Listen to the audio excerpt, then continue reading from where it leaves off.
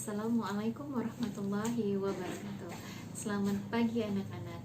Hari ini kita akan lanjutkan kembali materi pelajaran fisika, yaitu bab kedua, besaran, satuan, dan pengukuran. Adapun kompetensi dasar yang akan kita capai, yang pertama adalah 3.2, menerapkan prinsip-prinsip pengukuran, besaran, fisis, ketepatan, dan ketelitian, dan angka penting. 4.2, menyajikan hasil pengukuran besaran fisis berikut ketelitiannya menggunakan peralatan dan teknik yang tepat serta mengikuti kaidah angka penting untuk suatu penyelidikan ilmiah. Kita lanjut. Sebelum itu ada pendahuluan terlebih dahulu. Kita ingat kembali pada bab sebelumnya kita sudah belajar tentang hakikat fisika.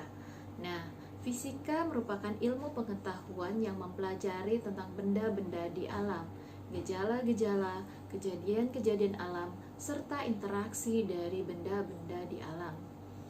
Fisika merupakan ilmu pengetahuan dasar yang mempelajari sifat-sifat dan interaksi antar materi dan radiasi.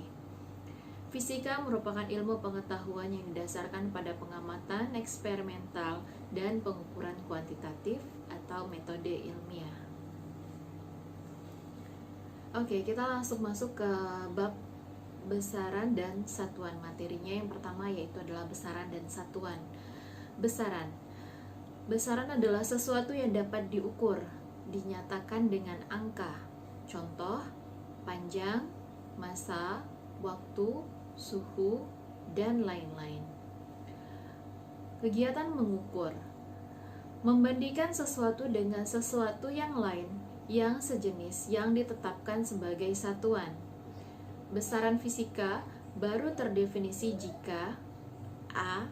ada nilainya dan B. ada satuannya. Contoh, panjang jalan 10 km. Angka 10 berarti nilainya dan kilometer merupakan satuannya. Oke, satuan. Ukuran dari suatu besaran ditetapkan sebagai satuan. Contohnya, meter, kilometer, detik, menit, jam untuk waktu, gram, kilogram, satuan massa. Sistem satuan. Ada dua macam. Yang pertama sistem metrik, yaitu MKS, dan CGS. Yang kedua, sistem non-metrik, yaitu sistem British. Sistem internasional SI, sistem satuan MKS yang telah disempurnakan, yang paling banyak dipakai sekarang ini.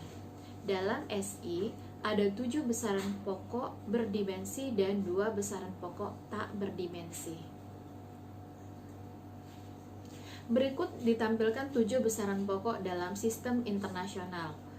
Yang pertama, panjang, massa, waktu, arus listrik, suhu, intensitas cahaya, dan jumlah zat. Panjang, massa, waktu, arus listrik, suhu, intensitas cahaya, dan jumlah zat. Masing-masing dengan satuannya, panjang dengan satuannya meter, massa dengan satuannya kilogram, waktu dengan satuannya sekon, arus listrik dengan satuannya ampere, suhu dengan Kelvin, intensitas cahaya dengan satuannya kandela, jumlah zat dengan satuannya mol. Adapun di bawah ini contoh besaran pokok tak berdimensi. Yang pertama, sudut datar ada satuannya radian, sudut ruang ada steradian. Nah, baiklah, selanjutnya adalah dimensi. Dimensi adalah cara besaran itu tersusun oleh besaran pokok.